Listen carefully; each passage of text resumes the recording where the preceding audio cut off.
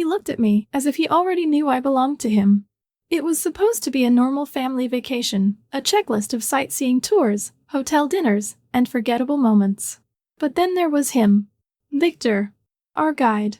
65 years old, polished yet unassuming, with a calm demeanor that seemed far removed from the vibrant chaos of our group. He wasn't the kind of man you'd notice right away. At least, not unless he wanted you to. The first time I saw him, I thought nothing of it. He was standing by the hotel lobby, arms crossed, his gray shirt pressed perfectly. His eyes were the kind you only noticed if they caught you at the right angle, steady, unyielding, and sharp.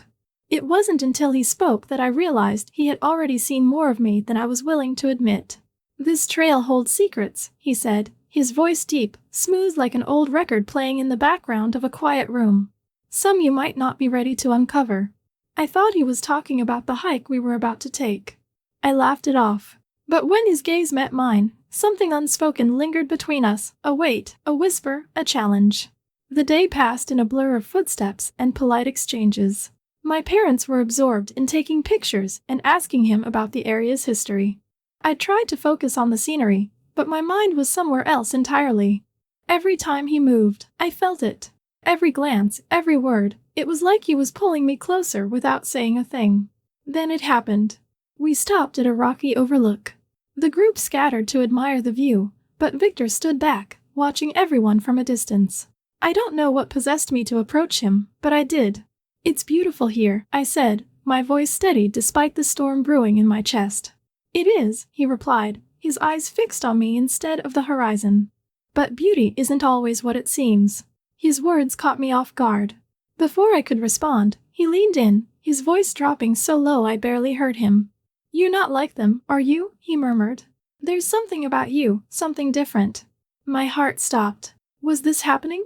The air between us was thick, almost unbearable. I wanted to step back, but his presence anchored me in place. "I don't know what you mean," I said, though the tremor in my voice betrayed me. He smiled then, not a warm or friendly smile, but one that hinted at secrets I wasn't sure I was ready to uncover. "Don't you?" he asked, his tone dripping with knowing. I didn't have time to answer. My mother called out, snapping me back to reality. I turned away, muttering something about catching up with the group. But as I walked away, I felt his eyes on me, heavy and unrelenting. The tension didn't fade. Over the next few days, he was everywhere, guiding the group with a calm confidence that made it impossible to ignore him. I tried to tell myself it was nothing, that I was imagining the way his hand lingered on mine when he helped me step across a rocky path, or the way his eyes seemed to find mine even in a crowd. But then, one evening, he sat across from me at dinner. My parents were deep in conversation, oblivious to the way his gaze bore into me. His leg brushed mine under the table, light, accidental, but enough to send a jolt through me. I glanced at him, expecting him to move, to apologize. Instead, he held my gaze, his expression unreadable. It was deliberate. I knew it. And the worst part? I didn't pull away. The final straw came the next evening. My parents had gone to the hotel bar, leaving me in the room alone. I was scrolling through my phone, trying to distract myself, when there was a knock at the door. I froze. For a moment, I thought about pretending I wasn't there. But then I heard his voice. "It's Victor," he said. "I just wanted to check on you." My heart raced as I opened the door. He stood there, his expression calm, but there was something in his eyes, a tension, a question. "May I come in?" he asked. I hesitated. Every instinct screamed at me to say no, to close the door and lock it. But instead, I stepped aside. He entered, his presence filling the small space. He didn't sit down, didn't move any closer. He just stood there, his eyes fixed on mine. "You know this isn't a good idea," he said softly, his voice steady but laced with something I couldn't quite place. "I know," I whispered, my throat dry. "But you let me in anyway," he said, stepping closer. My pulse thundered in my ears. He reached out, brushing a strand of hair from my face. His touch was light, but it set my skin on fire. "Say the word," he murmured, his lips so close to mine I could feel his breath. "Say the word, and I'll leave." I opened my mouth, but no sound came out. My silence was answer enough. He pulled back, just slightly, his eyes searching mine. Then, without another word, he turned and left, closing the door quietly behind him. I stood there, staring at the empty space where he had just been. My heart was racing, my mind spinning. Nothing had happened, not really. But everything had changed. That night, I couldn't sleep. His words echoed in my mind, his touch lingering on my skin. What was happening to me? What was this pull I couldn't seem to fight? And the worst part? Deep down, I didn't want to fight it. This was just the beginning. What happened next? Well, let's just say, it's a story you won't forget. Stay with me, because it only gets more intense from here. His presence became unbearable. Not because he said anything overt or inappropriate, he was always careful, measured, but because I could feel it, this unspoken tension tightening between us every time we were alone. Victor was always there, guiding the group with his calm authority, and yet it felt like he was only guiding me. One afternoon, we strayed from the group during a hike. I hadn't meant to, but the path was narrow, winding through dense trees, and the chatter of the others faded as we walked further. By the time I realized we were alone, my stomach twisted with unease. I suppose you don't really want to find them, do you? His voice broke the silence, smooth and composed. I turned to face him, startled. His expression was calm, but his eyes, too direct, too knowing, sent a jolt of electricity through me. I didn't mean to, I started, but my words trailed off. He stepped closer, his presence suddenly overwhelming. Didn't you? He asked, his voice soft but probing, like he already knew the answer. I felt trapped, though not in the way I should have. My parents were likely just around the bend, the group no doubt waiting somewhere up ahead. Everything about this moment should have felt normal, ordinary even, but it wasn't. I stood there, caught between the man before me and the storm he was stirring inside me. His gaze lingered on me a second too long before he smiled, a small, knowing curve of his lips. We should catch up, he said, finally stepping back. But his tone carried a weight that lingered long after we rejoined the others. At dinner that night, he sat directly across from me. The dining hall was lively, my parents deep in conversation about the next day's itinerary. I focused on my plate, doing everything I could to avoid looking at him, but I could still feel him watching me. Then it happened. A light touch, barely there, as his leg brushed against mine under the table. At first, I thought it was accidental. But then it happened again. A deliberate, slow shift. I froze. My heart raced as I forced myself to look up at him. His expression was unreadable, his movements calm and deliberate, as if nothing had happened. But his eyes betrayed him. They locked onto mine, steady and unwavering, daring me to acknowledge what was happening. I should have moved my leg. I should have said something, anything. But I didn't. I couldn't. The moment stretched, suspended in the air between us, until I finally broke eye contact, pretending to adjust my napkin. My parents remained oblivious, but I couldn't shake the feeling that the entire room must have known. The next day, it was impossible to ignore him. Every glance, every small gesture felt magnified. He lingered just a second too long when he helped me step over a stream, his hand firm around mine.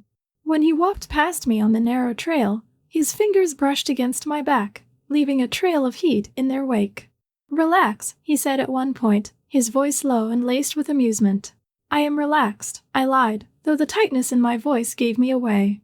He only chuckled softly, a sound that made my stomach flip.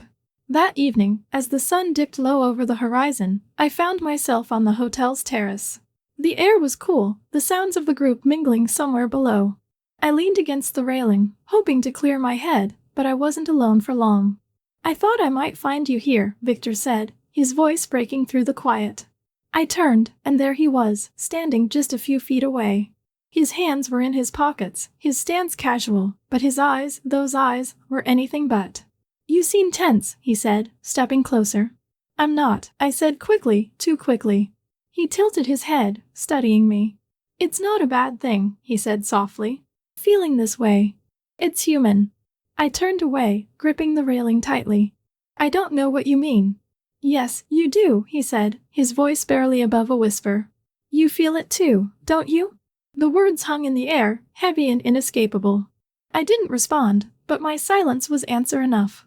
I spent the rest of the evening avoiding him, but it was no use. No matter where I went, I felt his presence, lingering at the edge of my thoughts. That night, as I lay in bed, his words echoed in my mind. "You feel it too." I hated how true it was.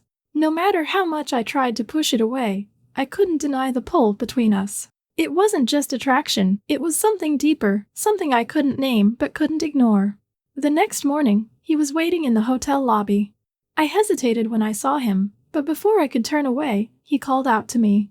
"Join me for a walk," he asked, his tone light but expectant. I wanted to say no. I wanted to turn around and go back to my room, where it was safe, but instead, I nodded. We walked in silence at first, the path winding through a quiet garden behind the hotel. The air was cool, the early morning light casting long shadows across the ground. "I've been thinking," he said suddenly, breaking the silence. "About what?" I asked, though I wasn't sure I wanted to know the answer. He stopped walking and turned to face me, his expression unreadable. "About you." I froze, the words hitting me like a thunderclap.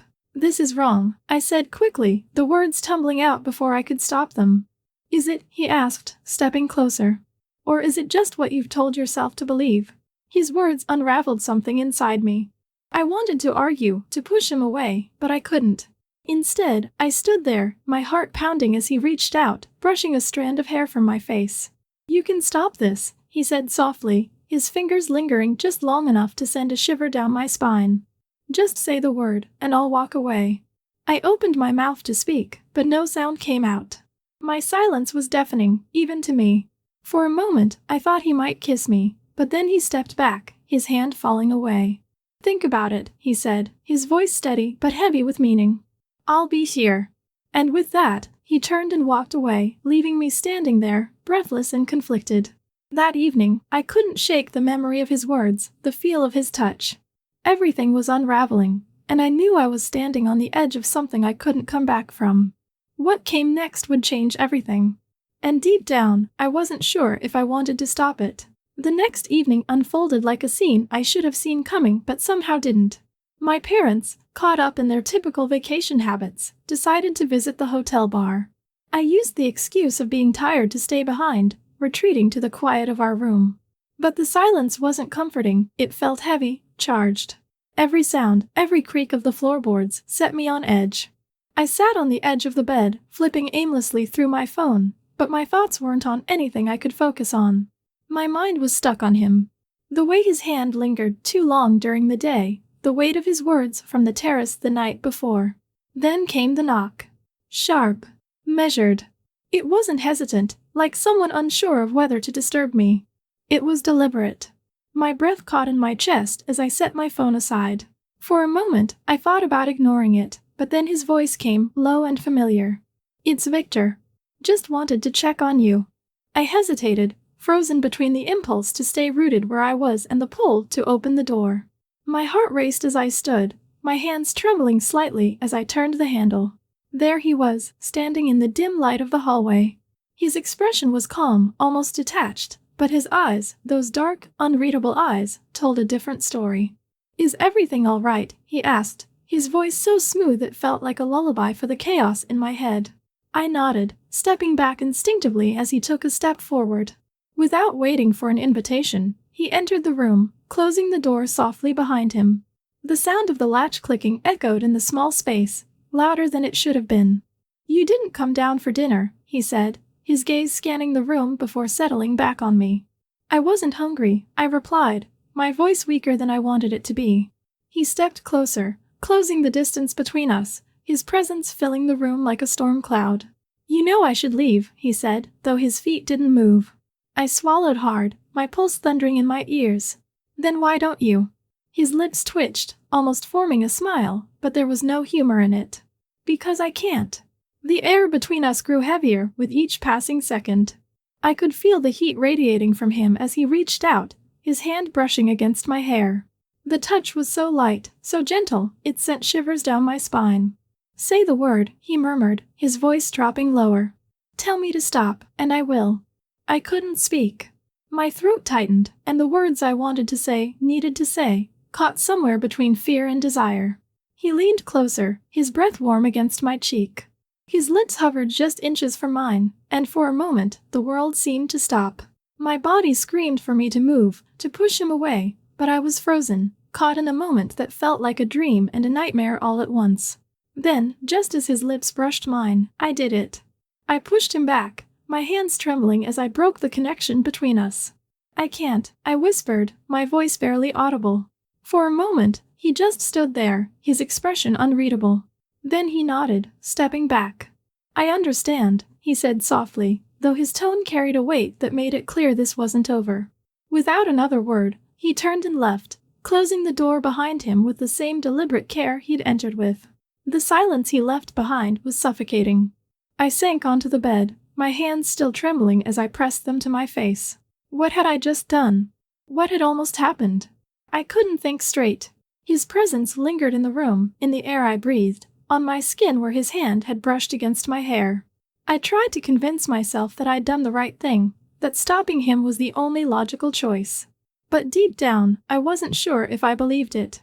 The next morning, I avoided him. During breakfast, I sat as close to my parents as possible, keeping my eyes firmly on my plate. I could feel his gaze on me from across the room, but I refused to meet it. As the group headed out for another excursion, I made sure to keep my distance, sticking close to the middle of the pack. But no matter how much space I tried to put between us, I couldn't escape the weight of his presence. Every time he spoke, every time he moved, I felt it, a magnetic pull I couldn't explain. It wasn't until later in the afternoon that we ended up alone again. The group had stopped to rest near a small clearing, and I wandered a bit too far, needing space to breathe. When I turned around, he was there, leaning casually against a tree. "You're avoiding me," he said, his tone light but his eyes far too serious.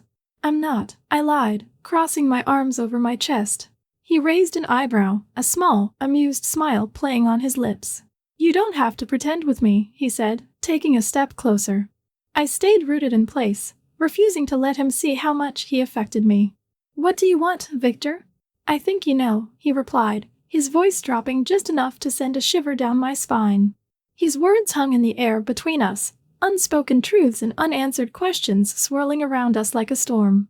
I wanted to yell at him, to demand that he stop this game he was playing. But part of me didn't want it to stop. "I can't do this," I said finally, my voice shaking. "Can't or won't?" he asked, stepping closer still. "Both," I whispered, though the conviction in my voice was wavering. He stopped just inches from me, his gaze locking onto mine. "Then say it," he said softly. "Tell me you don't feel it too, and I'll walk away." I opened my mouth, ready to tell him exactly that. But the words wouldn't come. His eyes searched mine, and for a moment, I thought he might kiss me again. But then he stepped back, his expression hardening. "I'll leave you alone," he said, his voice low. "But don't lie to yourself. This isn't over."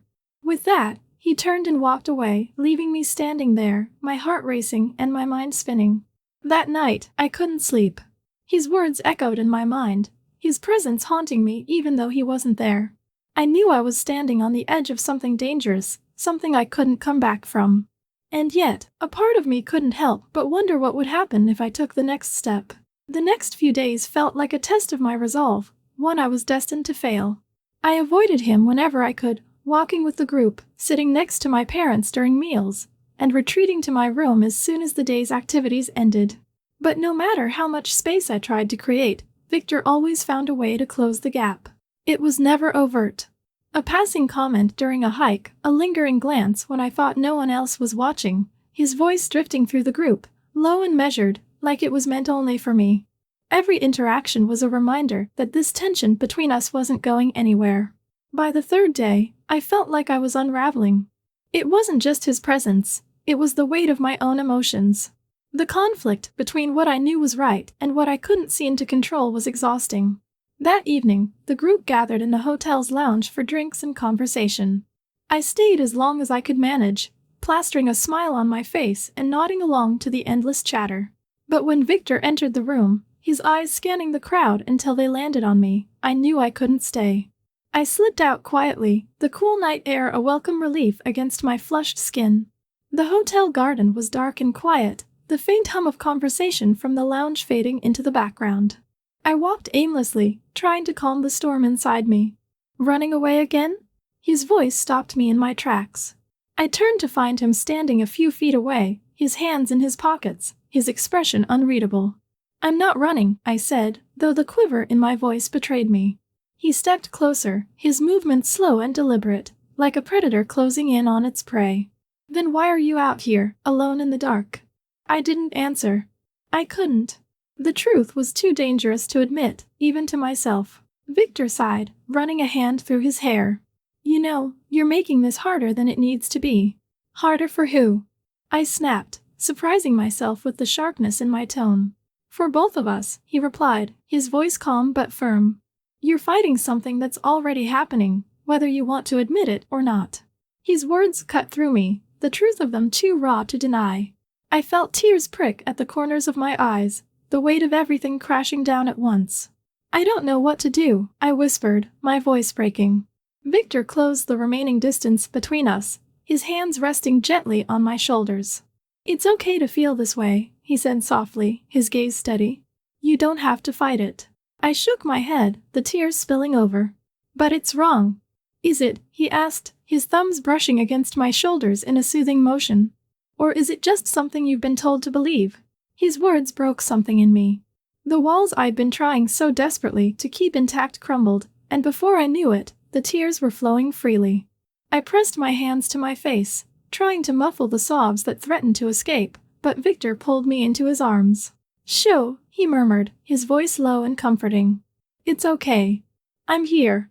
His embrace was warm, strong, and steady. It was everything I didn't know I needed, and I hated how safe it made me feel. I buried my face in his chest, letting the tears soak into his shirt as he held me. After what felt like an eternity, the sobs subsided, leaving me feeling drained and exposed. I pulled back slightly, but Victor didn't let go. His hands moved to cradle my face, his thumbs brushing away the tears on my cheeks. You're stronger than you think, he said, his voice barely above a whisper. I don't feel strong, I admitted, my voice trembling. That's because you're still fighting, he replied, his gaze locked onto mine. But you don't have to fight alone. His words were like a lifeline, pulling me back from the edge of despair. I didn't know what to say, so I stayed silent, letting his presence fill the void. Then, without warning, he leaned down and pressed his lips to my forehead. The gesture was so tender, so intimate, it sent a shiver through me. I closed my eyes, letting myself sink into the moment, even as my mind screamed at me to pull away.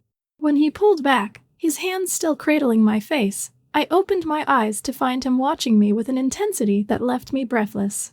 You're not alone, he said again, his voice firm but gentle. I nodded, unable to trust my voice. Victor's hands dropped to his sides, but he didn't step back. Let me walk you to your room, he said, his tone leaving no room for argument. I didn't protest. The walk back was silent, the weight of everything that had just happened hanging between us. When we reached my door, he stopped, his hand resting on the frame as he turned to face me. Good night, he said softly, his eyes lingering on mine for a moment longer than necessary. Good night, I whispered, stepping inside and closing the door behind me. That night, I lay awake, staring at the ceiling as his words replayed in my mind. You don't have to fight alone. I wanted to believe him, to let go of the fear and doubt that had been consuming me. But the truth was, I didn't know how. As the hours ticked by, I realized that this wasn't something I could ignore anymore. Whatever this was, whatever we were, it was only going to get more complicated. It happened the next night. Victor found me after dinner, as the group began to disperse. My parents had gone ahead to their room, leaving me lingering in the lounge, trying to avoid him or maybe waiting for him. When he approached, his expression was calm but purposeful. I need to go over tomorrow's route with you, he said, his voice steady but carrying an edge of something I couldn't quite place. Can we talk in my room? The air seemed to grow heavier with his words. I hesitated for only a second, but we both knew my answer before I gave it. Okay, I said softly. As we walked down the dimly lit hallway to his room, I felt a strange mixture of anticipation and dread swirling inside me. Every step felt like a choice, every moment another chance to turn back. But I didn't. When he opened the door and stepped aside to let me in, I crossed the threshold without looking back. The door clicked shut behind me, the sound loud in the stillness of the room. Victor didn't speak right away. He moved to the window, pulling the curtain closed as I stood near the door, my heart pounding in my chest. Finally, he turned to face me, his expression unreadable. I don't want to make you uncomfortable, he said, his voice low, almost a whisper. If you want to leave, I'll understand. His words were gentle, but his eyes told a different story. They were filled with something I couldn't name, something that held me in place even as my mind screamed at me to run. "I don't want to leave," I said, my voice trembling. The moment hung between us, heavy and charged. He stepped closer, his movements deliberate but unhurried, giving me every chance to stop him. When he was close enough for me to feel the warmth of his presence, he raised his hand, brushing his fingers against my arm. The touch was light, almost hesitant, but it sent a shiver through me. I looked up at him, and for a moment, neither of us moved. His hand slid to my shoulder, his palm warm and steady against my skin. "You're sure?" he asked, his voice barely audible. I didn't trust myself to speak, so I nodded. That was all the permission he needed. Everything that happened next felt both fast and unbearably slow. His hands moved with a confidence that left no room for doubt, but there was a gentleness in his touch that took my breath away. He traced his fingers along my arms, my back, the curve of my waist, like he was memorizing me. I felt the world slipping away, replaced by the weight of his presence, the warmth of his touch. Every move he made was deliberate, every second charged with an intensity that left me reeling. The tension that had been building between us for days, weeks, exploded in a way I hadn't expected but couldn't stop. The air around us seemed to hum with energy, every glance, every touch pulling me further into something I couldn't control. I lost myself in the moment, in him, in us. And then, without fanfare, it happened. The next morning, everything felt different. I woke up in my own bed, the events of the night before playing over and over in my mind. I tried to make sense of what had happened, but the truth was, I couldn't. It was like a line had been crossed, one I could never uncross. I wanted to tell myself it didn't matter, that nothing had changed, but I knew better. Everything had changed. When I walked into the dining area, my parents were already seated. My mother looked up as I approached, her eyes narrowing slightly as she studied me. "You look different," she said, her tone neutral but her words cutting. "I'm fine," I replied quickly, avoiding her gaze as I sat down. The tension at the table was palpable, but my father, oblivious as always, didn't seem to notice. My mother, however, wasn't fooled. Later, when we were alone, she cornered me in the hallway outside our rooms. "I know," she said, her voice cold and sharp as a knife. I froze, my heart pounding in my chest. "What are you talking about?" Her eyes narrowed, her expression unreadable. "Don't play dumb. I know there's something going on between you and him." The words hit me like a slap, stealing the air from my lungs. I opened my mouth to deny it, but nothing came out. She didn't wait for a response. She turned and walked away, leaving me standing there, stunned and breathless. That was only the beginning. The fallout from that night would ripple through my life in ways I couldn't have imagined. Everything I thought I knew about myself, about him, about us, was called into question. But in that moment, all I could think about was the weight of her words, the look in her eyes, and the undeniable truth that my life would never be the same.